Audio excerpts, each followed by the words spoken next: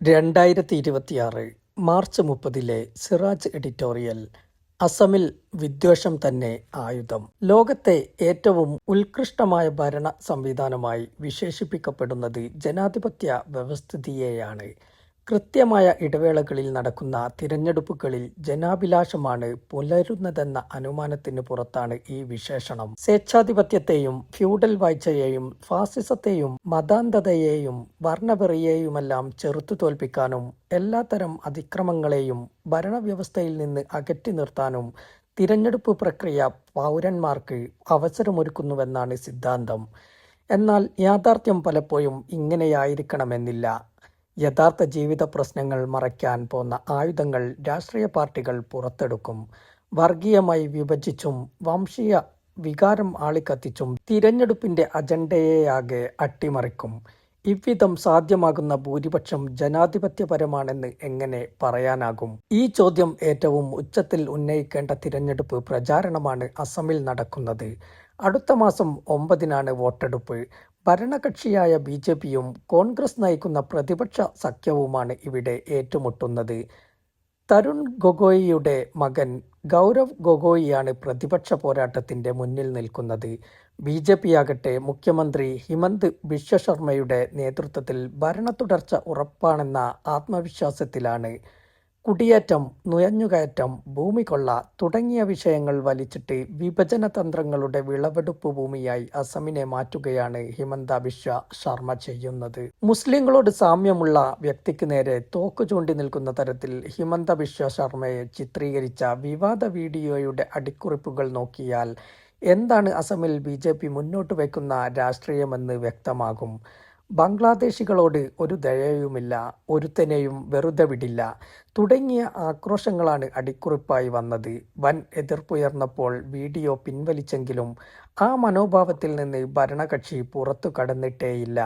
ഈ വിഷയത്തിൽ സമർപ്പിച്ച പൊതുതാൽപര്യ ഹർജി സുപ്രീംകോടതി ഗൗരവത്തിലെടുത്തില്ല എന്നത് അങ്ങേയറ്റം നിരാശാജനകമാണ്. മിയാ മുസ്ലിങ്ങളെ ഒറ്റപ്പെടുത്തേണ്ടത് എന്റെ ഉത്തരവാദിത്വമാണ് എന്ന് പരസ്യമായി വിളിച്ചു പറഞ്ഞയാളാണ് ഹിമന്ത ബിശ്വ ശർമ്മ.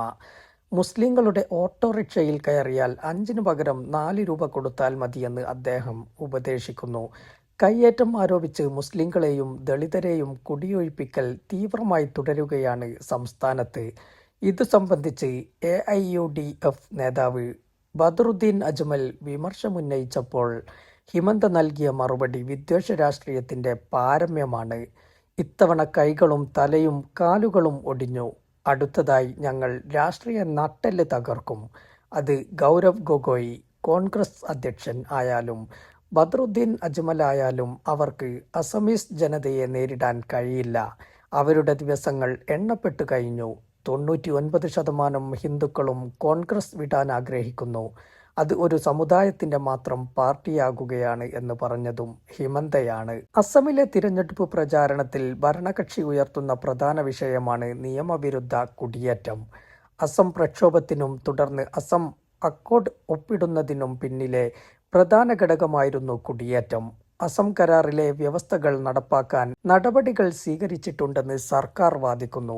എന്നാൽ മതപരമായ വിദ്വേഷം നടപ്പാക്കാനുള്ള ഉപാധിയായി സർക്കാർ ഇതിനെ കാണുന്നുവെന്ന് പ്രതിപക്ഷം ചൂണ്ടിക്കാട്ടുന്നു. NRCയും CAAയും പ്രചാരണ രംഗത്തെ ചൂടേറിയ വിഷയങ്ങളാണ്. CAAയോടുള്ള പ്രാദേശിക എതിർപ്പ് വോട്ടാക്കാനാണ് പ്രതിപക്ഷ ശ്രമം. എന്നാൽ CAAയെ ചൊല്ലിയുള്ള ആശങ്ക അസ്ഥാനത്താണെന്ന് BJP വാദിക്കുന്നു. ബംഗ്ലാദേശിൽ നിന്നുള്ള പരിമിതമായ എണ്ണം ഹിന്ദുക്കൾ മാത്രമേ നിയമപ്രകാരം പൗരത്വത്തിന് അപേക്ഷിച്ചിട്ടുള്ളൂ എന്ന് ചൂണ്ടിക്കാട്ടിയാണ് BJPയുടെ പ്രതിരോധം. വിദ്വേഷത്തിലും വർഗീയതയിലുമൂന്നി പ്രചാരണം മുന്നോട്ടു പോകുമ്പോൾ സംസ്ഥാനത്തെ അടിസ്ഥാന ജീവിത പ്രശ്നങ്ങളും പ്രകൃതിക്ഷോഭം മൂലമുള്ള കെടുതികളും വികസന വിഷയങ്ങളുമെല്ലാം തമസ്കരിക്കപ്പെടുകയാണ്. വിദ്വേഷ പ്രചാരണം അയച്ചുവിടുന്ന ഭരണപക്ഷം അതിനു മറുപടി പറയാൻ ഊർജം മുഴുവൻ ചെലവാക്കുന്ന പ്രതിപക്ഷം. ഈ കൂട്ടക്കുഴപ്പങ്ങൾക്കിടെ ചോദിക്കേണ്ട ചോദ്യങ്ങൾ പലതും മുങ്ങിപ്പോകുന്നു. ഭാര്യയുടെ പേരിലുള്ള ഭൂമി കുംഭകോണം ഉൾപ്പെടെ ഹിമന്ത ശർമ്മ നിരവധി ആരോപണങ്ങൾ നേരിടുന്നുണ്ട്. തരുൺ ഗൊഗോയിയുടെ നേതൃത്വത്തിലുള്ള കോൺഗ്രസ് മന്ത്രിസഭയിൽ അംഗമായിരുന്നപ്പോഴും ഹിമന്ത ബിശ്വ ശർമ്മയ്ക്കെതിരെ ആരോപണങ്ങൾ ഉയർന്നു വന്നിരുന്നു. ശാരദ ചിട്ടി ഫണ്ട് തട്ടിപ്പ്, അമേരിക്കൻ കൺസൾട്ടൻസി കമ്പനിയായ ലൂയിസ് ബർഗർ ഇന്റർനാഷണൽ ഇൻകോർപ്പറേറ്റുമായുള്ള ഇടപാടിലെ അഴിമതി, ഭീകര സംഘടനയായ ഉൾഫയുടെ ഫണ്ടുമായി ബന്ധപ്പെട്ട അഴിമതി തുടങ്ങി ആരോപണങ്ങൾ പലതാണ്. കോൺഗ്രസ് മന്ത്രിയായിരുന്ന ശർമ്മ നടത്തിയ അഴിമതികളെക്കുറിച്ച് ഏറെ സംസാരിച്ചത് ബിജെപിയുടെ അന്നത്തെ സംസ്ഥാന നേതാക്കളായിരുന്നു. എന്നാൽ കോൺഗ്രസിൽ നിന്ന് രാജിവെച്ച് ബിജെപിയിൽ ചേർന്നതോടെ ശർമ്മയുടെ അഴിമതിക്കഥകൾ മുഴുവൻ ആവിയായിപ്പോയി. ഈ തിരഞ്ഞെടുപ്പ് കാലത്ത് അവയെല്ലാം ഓർമ്മയിലേക്ക് കൊണ്ടുവരാൻ കോൺഗ്രസും സഖ്യകക്ഷികളും ശ്രമിക്കുമ്പോഴാണ് വിഭജന രാഷ്ട്രീയത്തിന്റെ കുതന്ത്രങ്ങൾ പയറ്റുന്നത്.